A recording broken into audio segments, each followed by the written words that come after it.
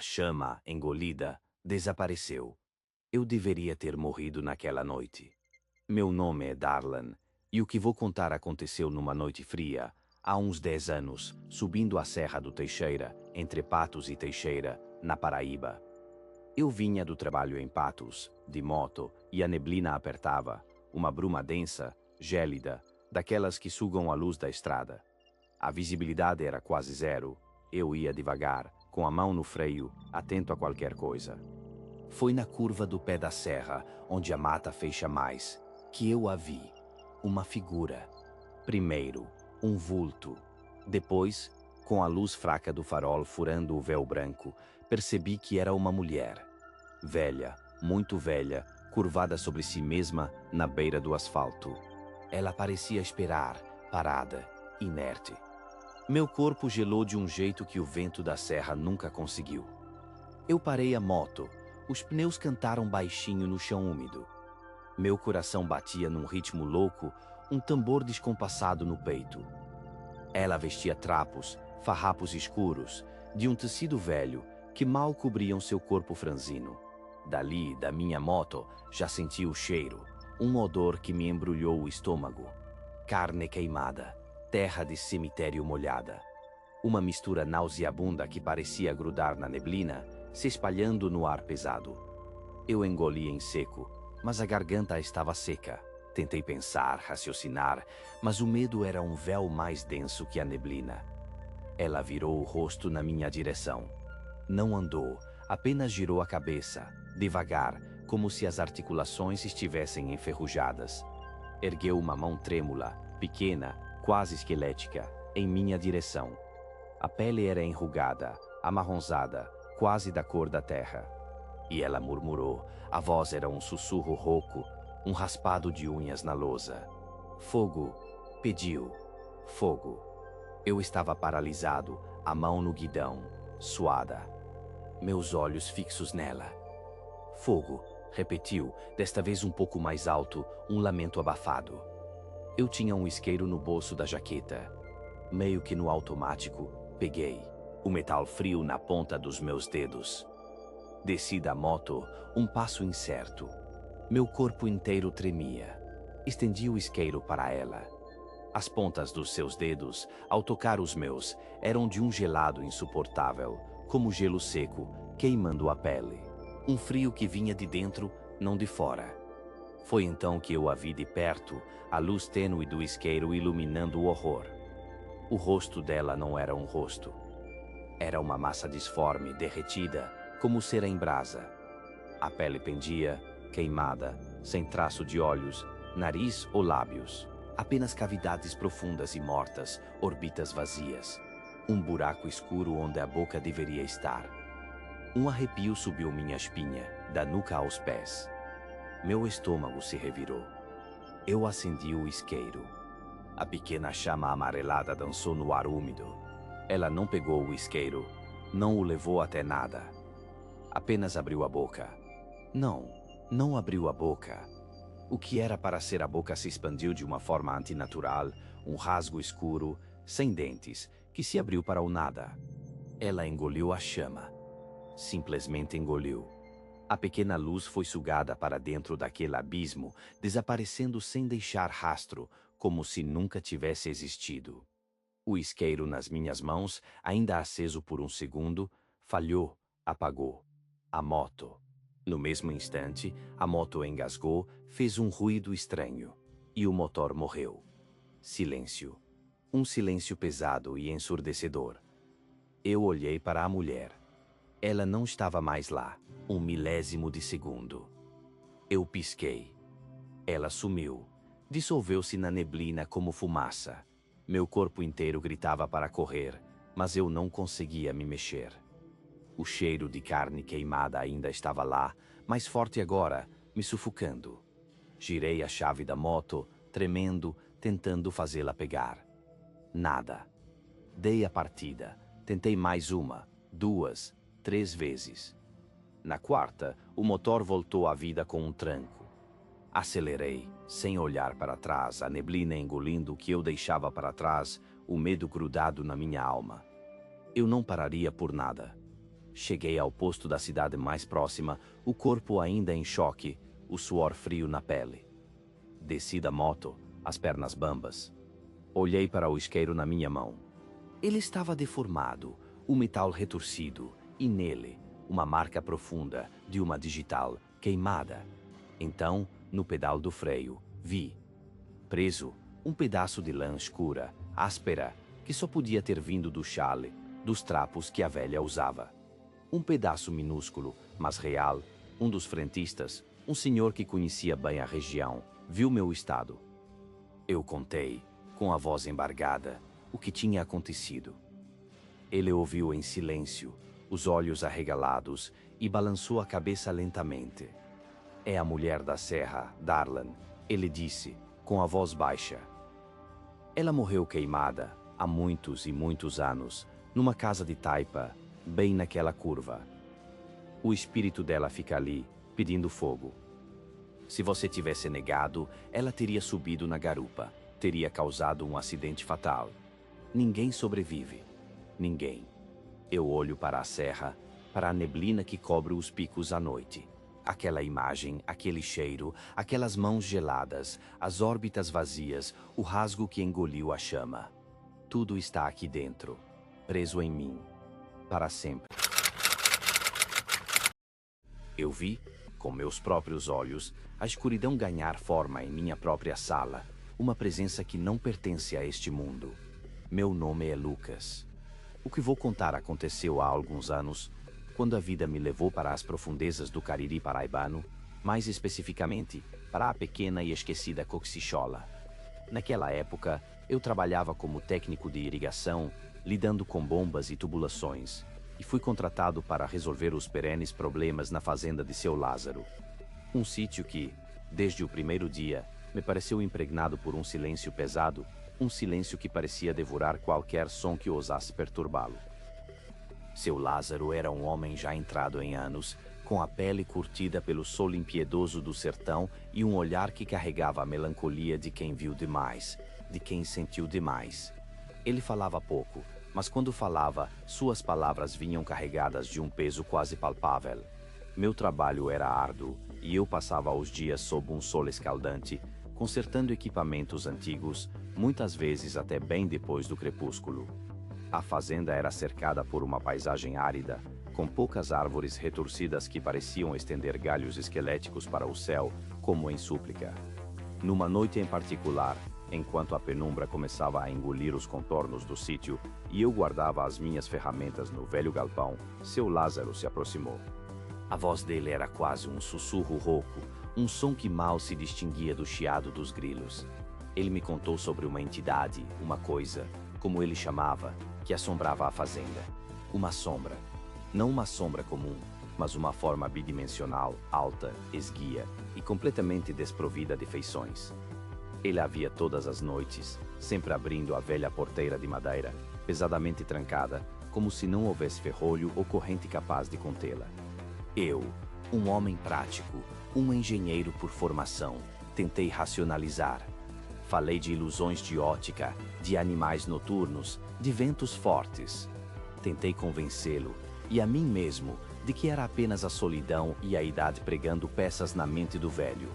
Mas o desespero nos olhos dele, a maneira como ele olhava para o horizonte escuro, me plantou uma semente de inquietação, uma dúvida que se aninhou bem no fundo da minha alma. Eu senti um arrepio gélido percorrer a minha espinha, um pressentimento. Os dias se seguiram, e eu continuei meu trabalho, mas a história de seu Lázaro, como um parasita, começou a se alojar em meus pensamentos. Eu olhava para a porteira, para os cantos escuros do galpão, para as sombras que as poucas árvores projetavam, buscando um vestígio, um sinal que pudesse validar ou desmentir o relato. O silêncio da fazenda parecia mais profundo, quase opressor, e cada rangido da madeira, cada farfalhar das folhas secas, se transformava em um alerta silencioso em minha mente. O pôr do sol, que antes era um espetáculo de cores vibrantes, agora trazia consigo uma escuridão peculiar, mais densa, mais fria do que o normal, como se a própria luz se recusasse a permear aquele lugar. O ar ficava pesado, quase difícil de respirar, e a sensação de estar sendo observado se intensificava, uma presença invisível que parecia me seguir a cada passo. Eu, por instinto, comecei a apressar o passo ao final do dia, querendo me livrar daquele ambiente antes que a noite cobrisse completamente o sítio. Eu nunca ficava até muito tarde, sempre partia antes que a ausência total de luz engolisse a estrada de terra. Eu dirigia rápido, as mãos firmes no volante, o coração batendo com um ritmo um pouco acelerado, sem entender bem o porquê daquele nervosismo súbito. Foi numa quinta-feira, uma data que ficou gravada a ferro e fogo em minha memória, depois de um reparo especialmente complicado em uma das bombas principais, que eu me demorei mais do que o habitual. O sol já havia se recolhido por completo e o relógio digital no painel do meu velho carro Fiat Uno marcava exatamente 19 horas e 23 minutos. A escuridão era quase total, uma manta espessa que envolvia tudo ao redor. Eu me despedi de seu Lázaro, que mais uma vez me lançou aquele olhar, um misto de resignação e de um aviso silencioso que eu, na minha teimosia, ainda não conseguia decifrar completamente.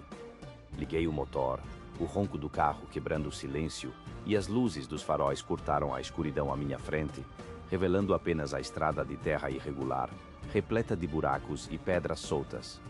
Eu já estava a uns 3 quilômetros de distância da fazenda, a poeira levantando uma nuvem densa e avermelhada atrás do meu carro, quando, por um impulso, por um hábito talvez, olhei no retrovisor. Foi ali que a vi, uma mancha preta. Preta como a noite sem estrelas, mais escura do que qualquer sombra natural que eu já tivesse presenciado.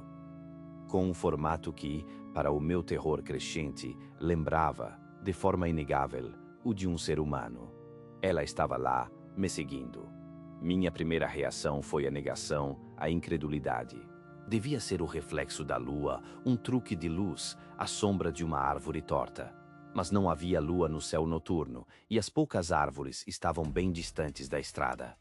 Eu diminuí a velocidade, a tensão crescendo em meu peito, e a mancha, a coisa, manteve a distância exata, como se houvesse uma corda invisível nos conectando. Meus olhos se arregalaram. Eu acelerei, o ponteiro da velocidade chegando aos 80 km por hora, um risco na estrada esburacada. E ela, a mancha, continuou lá, imóvel em sua distância, um ponto de escuridão perfeita. Ela não levantava poeira, não era afetada pelos solavancos do meu carro. E o mais perturbador, o que congelou o meu sangue nas veias, foi que ela não refletia a luz vermelha dos freios quando eu testava, tocando o pedal levemente. Aquela coisa era uma anomalia, uma quebra das leis da física, algo que não deveria existir. Um frio subiu pela minha espinha, um arrepio que começou nos pés e me tomou por completo, um medo primitivo e visceral que eu jamais havia experimentado. Meu coração batia tão forte que eu podia senti-lo martelando contra as minhas costelas, um tambor descompassado e desesperado. Minhas mãos suavam, escorregando no volante. Eu acelerei mais, ignorando os buracos profundos da estrada, sentindo o carro balançar perigosamente, tentando, em um ato inútil de desespero, deixá-la para trás. Mas ela era implacável, uma presença silenciosa e constante, um ponto de escuridão viva que me perseguia pela vastidão da noite sertaneja. Os faróis do carro varriam a escuridão, mas a mancha permanecia imune, uma aberração contra o mundo físico, algo que não deveria estar ali. Eu senti a garganta seca, um nó se formando e um grito mudo tentando escapar. Cheguei em Catolé do Rocha, minha pequena cidade, depois do que pareceu uma eternidade, depois de incontáveis quilômetros de terror puro. Estacionei o carro na frente de casa, minhas mãos ainda tremendo incontrolavelmente no volante, as pernas bambas. Olhei no retrovisor uma última vez e a mancha havia sumido.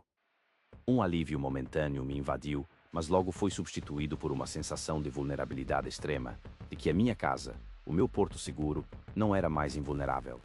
Corri para dentro, trancando a porta, sentindo que a segurança da minha casa era apenas uma ilusão frágil e prestes a ruir.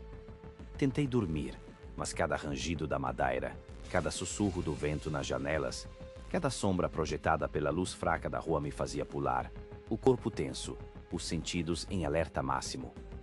Acordei de madrugada, não por um barulho, por um ruído qualquer, mas por uma sensação.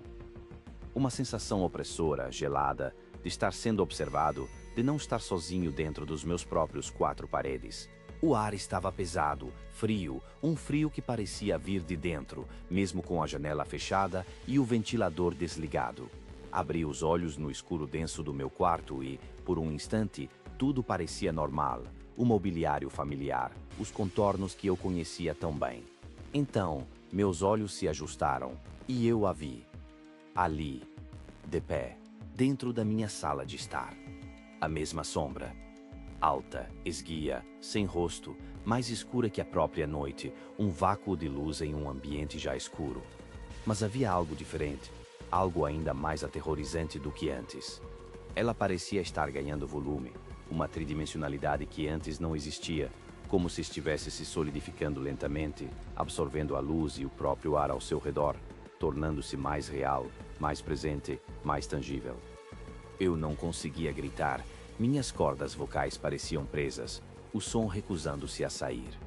Não conseguia me mover, o medo me paralisou completamente, cravando-me na cama.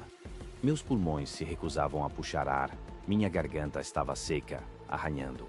A sombra se moveu, não como uma pessoa andando, mas como se deslizasse, sem arrastar os pés no chão, sem fazer som algum, apenas um movimento fluido e antinatural. Ela atravessou a sala, em direção à cozinha, seus contornos distorcidos pela escuridão que a envolvia. Eu a segui com os olhos, os meus arregalados, fixos nela, incapazes de desviar. E então, ela simplesmente atravessou a parede da cozinha, como se não houvesse barreira alguma, como se tijolos e cimento fossem meras projeções, e desapareceu na escuridão do outro lado. O ar voltou aos meus pulmões num suspiro arrastado, um som que mais parecia um gemido de puro terror. Meu corpo, antes paralisado, agora tremia incontrolavelmente, um tremor que vinha de dentro, do mais profundo do meu ser. Naquele mesmo dia, eu não fiquei.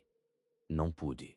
A imagem dela, a sensação da presença, estava gravada a ferro e fogo em minha mente. Juntei minhas poucas coisas, o essencial, e parti. Para longe dali. Eu me mudei para João Pessoa, a capital, uma cidade grande, cheia de gente, de luzes, de barulho, na esperança de que a multidão pudesse diluir aquela presença. Mas o medo, a sensação de ser vigiado, nunca me abandonou.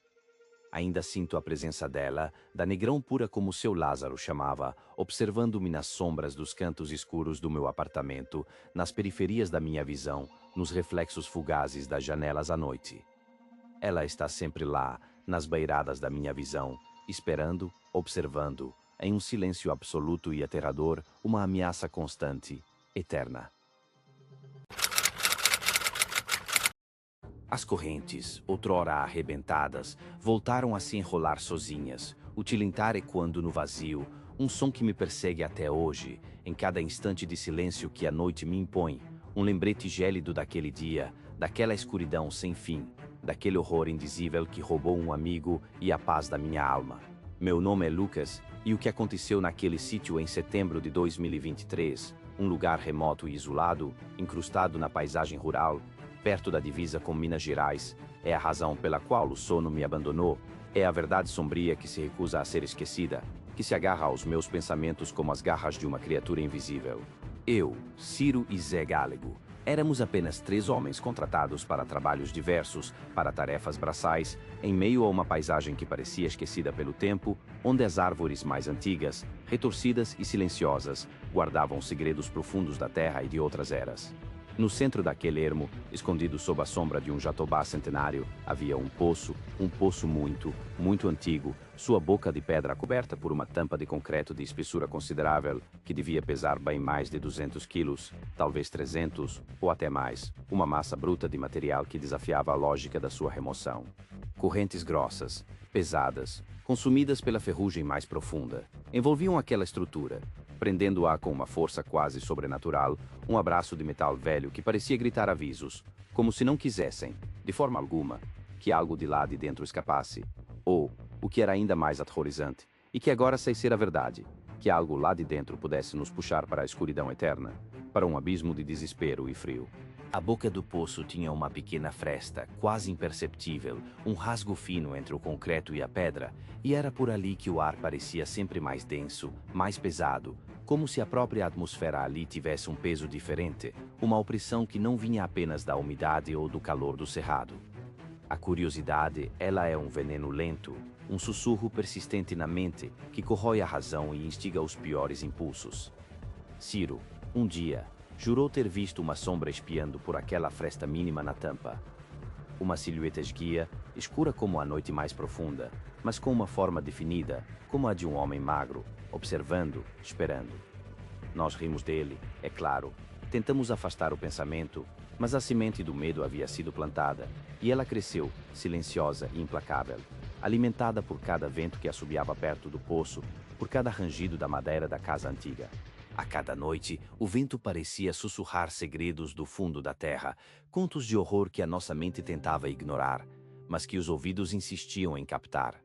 O ar mudava ao redor daquele lugar amaldiçoado, um calafrio inexplicável nos ossos, mesmo sob o sol a pino, um frio que parecia vir de dentro, não de fora.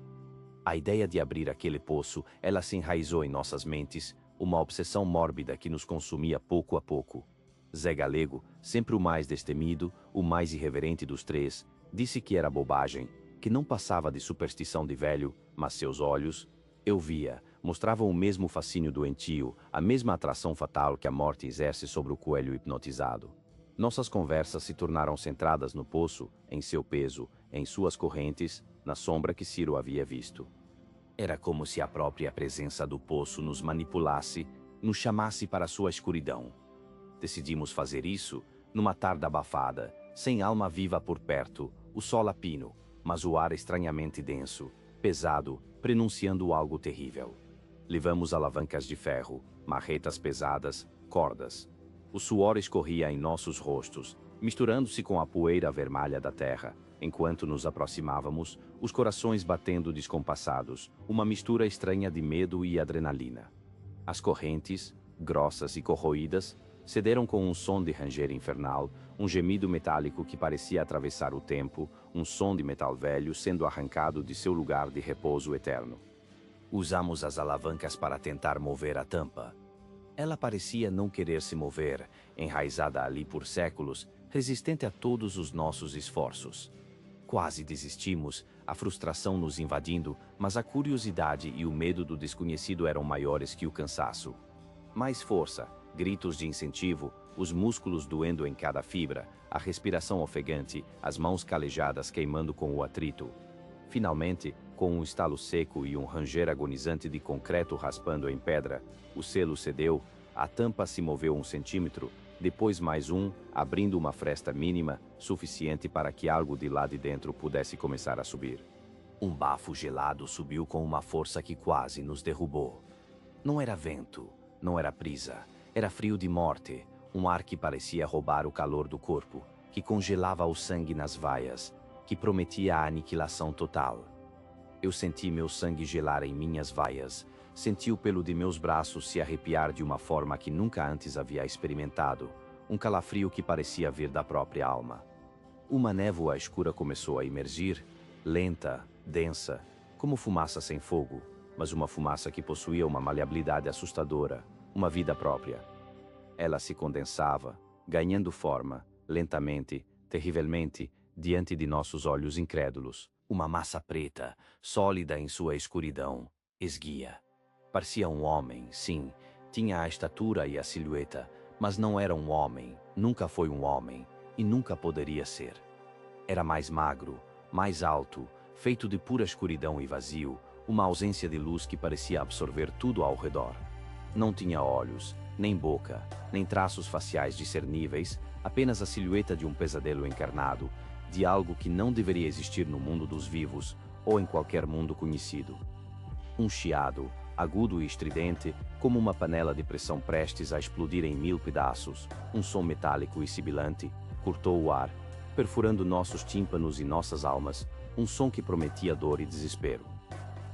Aquilo estava vivo, sim, estava ali, e estava faminto, faminto por algo que não conseguíamos compreender.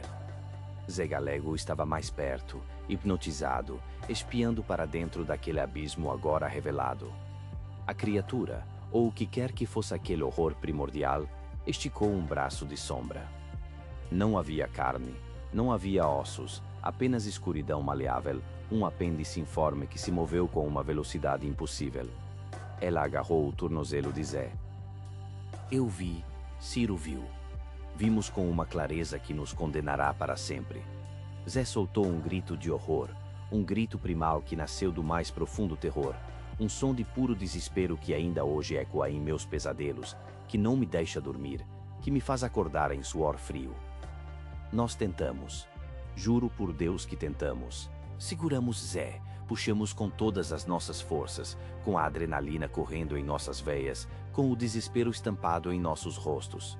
Zé se debatia, gritava, mas a coisa o puxava com uma força que não era deste mundo, uma força que zombava de nossos esforços patéticos. Ele gritava, os olhos esbugalhados, arregalados pelo pavor mais absoluto, o rosto pálido, branco como a cal. Ele balbuciou, a voz falha, rouca, o corpo já sem cor, os lábios azuis, as mãos escorregavam das nossas, como se o frio que o invadia o transformasse em gelo escorregadio. A criatura ria, um som sem boca, uma vibração maligna que parecia vir do próprio vazio, um som que celebrava sua vitória macabra. Então, ele foi arrancado. Zé Galego foi engolido pela escuridão do poço, levado para um lugar que nem a morte ousaria visitar. Em um segundo, sumiu, desapareceu, como se nunca tivesse existido, deixando apenas o vazio e o terror em seu rastro. Silêncio. O ar parou de se mover. A tampa de concreto, 200 quilos de pura inércia, levitou sozinha. Flutuou no ar, sem nenhum apoio visível, sem nenhuma força aparente a impulsioná-la.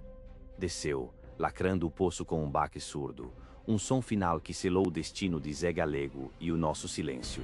As correntes, que havíamos quebrado, que havíamos arrebentado com tanto esforço, se enrolaram de volta, apertando o lacre com a mesma perfeição de antes, como se nada tivesse acontecido, como se o poço nunca tivesse sido aberto, como se Zé Galego fosse apenas uma ilusão de nossa mente.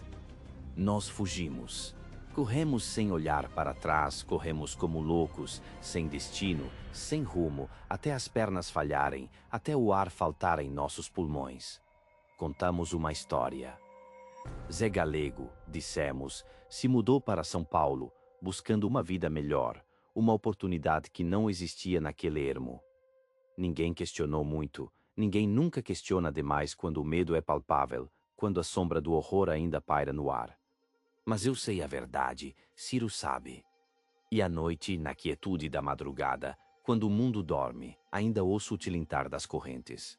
Sempre o tilintar das correntes. Se eu soubesse, jamais teria cruzado aquele portão enferrujado, jamais teria me permitido ver o que vi, jamais teria sentido o frio que ainda me consome, aquele frio que parece vir de dentro dos ossos mais antigos.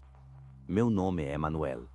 Era dia de finados, já noite alta, quando a imprudência, a curiosidade mórbida, um pressentimento talvez, me levaram para o velho cemitério abandonado, nos arredores da cidade. A missa da paróquia havia terminado há horas, as poucas pessoas que foram se recolheram para suas casas, o vento da madrugada já começava a varrer as folhas secas pelas ruas de pedra, mas algo me puxava, uma força invisível, um eco de vozes esquecidas que pareciam vir do além. Eu tinha cerca de 45 anos na época, robusto, jamais acreditaria em fantasmas, em assombrações. O portão de ferro, retorcido e enferrujado, rangeu com um lamento quase humano quando o empurrei. Eu parei. Escutei. O som se arrastou pelo ar pesado, a poeira antiga se erguendo como um suspiro. A escuridão ali era quase palpável. As árvores retorcidas projetavam sombras dançantes que se assemelhavam a figuras contorcidas. A lápides esquecidas pareciam dentes quebrados de um gigante adormecido. O cheiro era de terra úmida, musgo e algo mais, algo doce e fúnebre, que me fez revirar o estômago. Eu entrei. Andei devagar, meus passos abafados pela grama alta e seca que cobria os caminhos outrora cuidados. As cruzes, inclinadas, algumas caídas, contavam histórias de tempos esquecidos, de nomes ilegíveis, de vidas que se apagaram há centenas de anos. Uma sensação de solidão avassaladora me envolveu, uma solidão tão densa que quase podia tocá-la. Eu seguia, sem saber bem o porquê, meus olhos se acostumando à penumbra, tentando decifrar as formas obscuras ao redor. Foi então que eu o vi. No coração do cemitério, onde as tumbas eram mais antigas, mais corroídas pelo tempo, sentado sobre uma lápide enorme, quase um mausoléu em miniatura, havia um homem. Ele vestia roupas estranhas, velhas, de um tecido que parecia mais uma mortalha desbotada. O chapéu, de aba larga, cobria quase todo o rosto, deixando apenas a sombra de um perfil. Eu parei de novo. O coração batia forte, um tambor descompassado no meu peito. Ele estava curvado, os ombros encolhidos, parecia conversar, murmurar algo, mas não havia ninguém por perto. Eu escutei com mais atenção, forçando meus ouvidos na quietude sepulcral. Um sussurro baixo, quase um lamento, que parecia vir de muito longe, de outro tempo, de outro lugar. As palavras eram ininteligíveis, fragmentos de sons sem sentido, como se ele estivesse falando uma língua morta, esquecida. Uma curiosidade ainda maior, um misto de fascínio e repulsa, me impeliu a me aproximar. Um passo, outro, a grama crocante sob meus pés. Eu queria perguntar: quem era aquele homem? O que ele fazia ali, sozinho, naquele lugar de esquecidos? A figura não se mexeu. Ele continuava ali, sua cabeça levemente inclinada, absorto em sua conversa fantasma. A lua, cheia e pálida, banhava o cemitério com uma luz fantasmagórica, realçando as sombras, fazendo tudo parecer irreal, um sonho ruim. Eu estava a uns 5 passos de distância. Meus músculos tensos, prontos para qualquer reação. Eu abri a boca para falar, para chamá-lo. A palavra mal formou na minha garganta. Ele sumiu. Num piscar de olhos, num instante que desafiou toda a lógica, toda a física, ele simplesmente não estava mais lá. A silhueta, o chapéu, as roupas velhas, tudo se dissolveu no ar frio e estagnado. Eu pisquei. 1, 2, 3 vezes. O túmulo estava vazio. A lápide, fria e sem vida. Minha garganta secou, um bolo gelado se formou no meu estômago. Eu olhei ao redor, desesperado, procurando por algum sinal, por algum movimento entre as árvores, por um vulto que se escondesse atrás de uma cruz. Nada. Foi então que o vento gelado veio. Não era um vento comum, uma brisa noturna que balançava as copas das árvores. Era um sopro cortante, glacial, que parecia emanar diretamente dos túmulos mais antigos, das covas mais profundas, das almas ali sepultadas. Ele me envolveu, penetrando minhas roupas, minha pele, meus ossos, um frio que doía, que me paralisava de medo. Eu não conseguia respirar direito, meus dentes tremiam, um tremor incontrolável que se espalhou por todo o meu corpo. As sombras pareciam se alongar, as estátuas dos anjos choravam lágrimas de pedra na penumbra, os epitáfios sussurravam lamentos. Eu não corri. Não consegui. Fiquei ali, preso, o frio me corroendo, a imagem do homem que se desfez no ar gravada a ferro e fogo na minha mente. Ele não era vivo. Nunca foi. Eu senti, soube, com uma certeza terrível, que havia cruzado um véu, que havia perturbado um lugar sagrado, um descanso profano. Aquela entidade, aquela coisa, era uma alma perdida, presa entre os mundos, condenada a guardar aquele cemitério esquecido, ou talvez estivesse esperando alguém desavisado, alguém curioso demais, alguém como eu, para levar consigo para a eternidade, para se juntar à sua conversa solitária, entre os mortos, sob a lua pálida e fria. A sombra da morte, eu a vi com meus próprios olhos, caminhando entre as serras, silenciosa e implacável, e ela me encontrou. Meu nome é João, e o que vou contar aconteceu naquela estrada empoeirada da Serra dos Pirineus, em Goiás, durante o calor insuportável de um verão que não terminava nunca, anos atrás, quando eu era apenas mais um motorista de caminhão enfrentando a solidão das entregas pelo interior do estado, um homem simples fazendo o seu trabalho, sem pensar em lendas ou assombrações. Era uma terça-feira comum, o sol rachava o asfalto, O ar quente entrava pelas janelas do caminhão, abafado, pesado. Eu vinha de uma cidade pequena, com destino a uma fazenda ainda mais isolada. A carga era de fertilizantes, o cheiro forte, quase insuportável. A paisagem era monótona, um mar de verde seco, árvores retorcidas, pedras e o horizonte vibrando com o calor. De repente, a rotina foi quebrada por algo que não pertencia àquele cenário. Não era um animal atravessando a pista, nem um carro quebrado. Foi uma mudança sutil no ambiente, uma quietude estranha que engoliu o som do motor, o vento nas janelas, até o barulho da minha própria respiração. Eu parei. Escutei. Nada. Então começou o zumbido, baixo no início, um sibilo quase imperceptível, que cresceu rapidamente, transformando-se em uma nota aguda e estridente que parecia perfurar meus tímpanos, ressoando nos ossos do meu crânio. Uma dor surda, profunda junto com o som. Veio a náusea, um embrulho repentino no estômago, um mal-estar físico avassalador que subiu pela garganta, um frio na barriga, uma certeza visceral de que algo terrível estava prestes a acontecer, ou já estava acontecendo bem ali, ao meu lado. Olhei para a beira da estrada, sem saber exatamente o que procurava, mas sentindo que precisava olhar, que algo me puxava, irresistível. E ele estava lá, à distância de uns 50 metros, talvez um pouco mais, parado, imóvel, como se tivesse brotado do próprio solo rachado.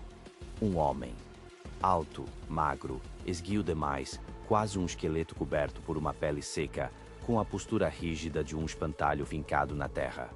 Suas roupas eram caqui, desbotadas pelo tempo e pelo sol inclemente, pareciam velhas, quase esfarrapadas, e sobre a cabeça, um chapéu de couro de abas largas, tão profundas que projetavam uma sombra impenetrável sobre o que deveria ser o seu rosto. Não dava para ver nada, apenas uma escuridão absoluta onde deveriam estar os olhos, a boca, qualquer traço de humanidade. Era um vazio, uma ausência, um abismo de nada sob o chapéu. Ele não se movia, não piscava, não parecia respirar. Apenas estava ali, uma mancha escura contra o sol forte do meio-dia, uma figura anômala que desafiava a lógica, a razão, a própria existência. Minhas mãos suavam no volante, o corpo travou, a respiração ficou presa na garganta. Continuei dirigindo, devagar demais, o caminhão rangendo, cada metro parecia uma eternidade.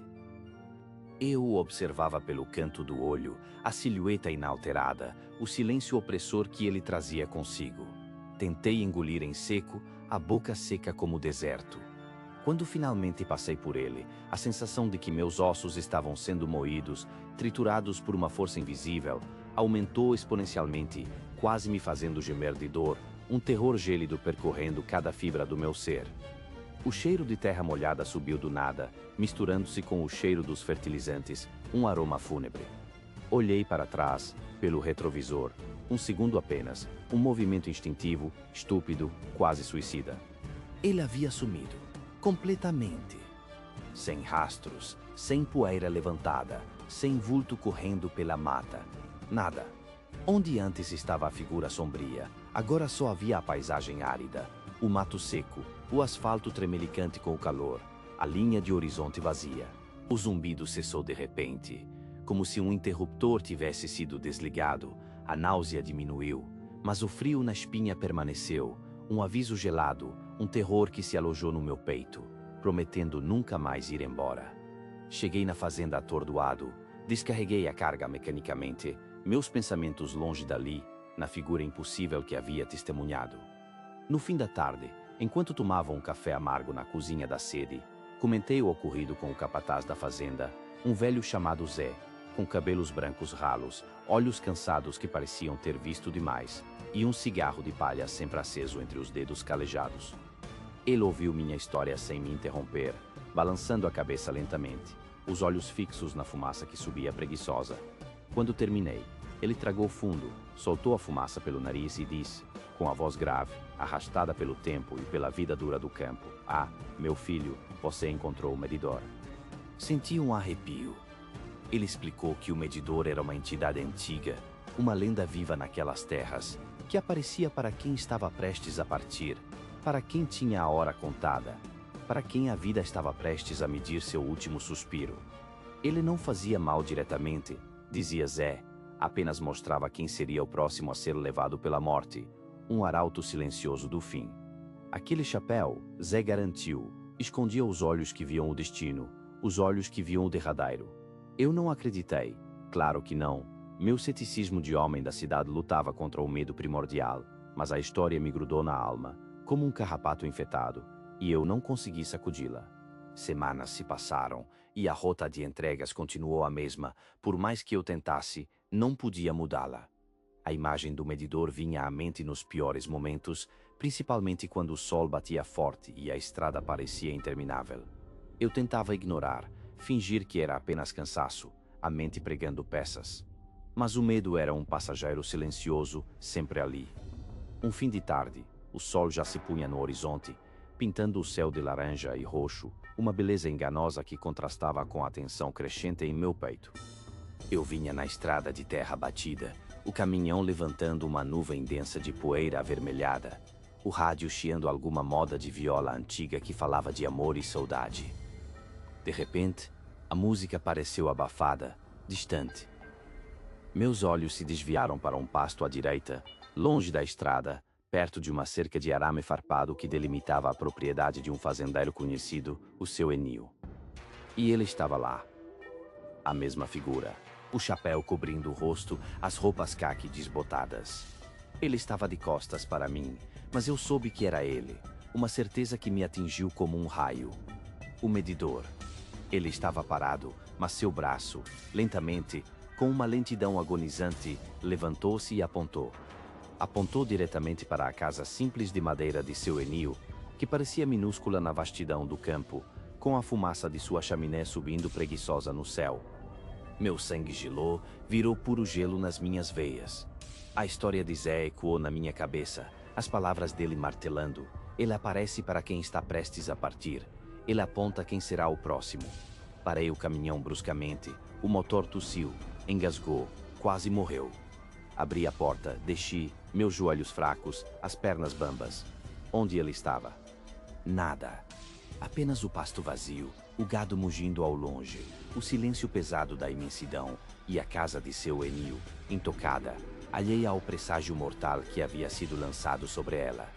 Subi de volta no caminhão, liguei o motor tremendo, a visão do braço esticado, do dedo apontando, gravada a ferro e fogo na minha mente. 2 dias depois, a notícia chegou pela boca de um dos vaqueiros, um rapaz novo, olhos tristes. Seu Enio, o fazendeiro, havia morrido de um infarto fulminante. Dormindo. Sem sofrer, diziam todos. Foi rápido. Deus o levou em paz. Mas eu sabia. Eu sabia o que ele tinha visto. Eu sabia quem tinha apontado para a sua casa. O medidor. A lenda se tornara realidade e eu fora testemunha. A morte de seu Enio foi o estopim, o ponto sem retorno. Tentei evitar aquela parte da rota, fazer desvios impossíveis, mas a logística das entregas era cruel. Eu tinha que passar por ali. O medo, antes um passageiro incomodo, transformou-se no meu motorista, dirigindo meus pensamentos, minhas ações. Cada árvore parecia um vulto, cada sombra uma ameaça. Uma noite escura, uma noite de lua nova, sem estrelas no céu, a escuridão era total, densa, sufocante, como um manto pesado jogado sobre o mundo. Chovia fino, um chuvisco irritante que embaçava o para-brisa, as gotas escorrendo como lágrimas sujas. Eu estava dirigindo devagar, a atenção redobrada, os faróis rasgando a névoa úmida, criando túneis de luz na escuridão intransponível. No reflexo do espelho lateral esquerdo, no reflexo distorcido pela chuva, eu ouvi. Não à beira da estrada, não no pasto distante. Ele estava ali, ao lado da minha porta, na beira da cabine, a poucos centímetros de mim. Não havia rosto, mas eu senti os olhos sem forma fixos em mim, uma pressão invisível, um escrutínio gélido. Apenas o chapéu, a aba projetando aquela escuridão infinita, um buraco negro onde deveria estar a face. Mas a sensação, a pressão, era de que ele estava ali, parado, medindo-me, avaliando-me, determinando o meu tempo. O zumbido retornou, desta vez mais forte do que nunca, insuportável, um grito agudo dentro da minha cabeça que ameaçava explodir meus miolos, um tormento sem fim. Minhas mãos tremiam convulsivamente no volante, a pele fria, úmida. Eu mal conseguia respirar. O ar parecia ter sido sugado da cabine, que agora parecia diminuir de tamanho, me esmagar, me prender numa armadilha de metal. Fechei os olhos por um segundo. Um erro fatal ditado pelo pânico absoluto. Quando abri, ele havia sumido. Mas a marca ficou, o terror se entranhou na minha alma, gravado a fogo, uma tatuagem invisível de medo.